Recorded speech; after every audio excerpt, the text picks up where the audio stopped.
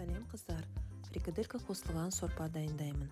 Оған фарш, 1 пияз, 2 сарымсақ, тұз бен бұрыш және 1 жұмыртқа салам.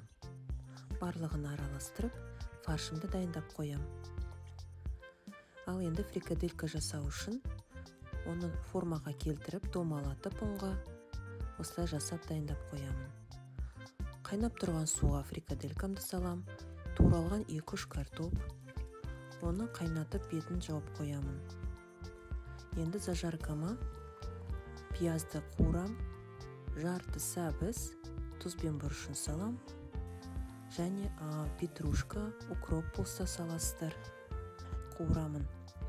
Піскен сорпаға, картобы яғни піскен сорпаға енді кеспемді салам. Кеспе болмаса күріш салыңыз, өте дәмді болып шығады. Осындай әдемі сорпа шығады.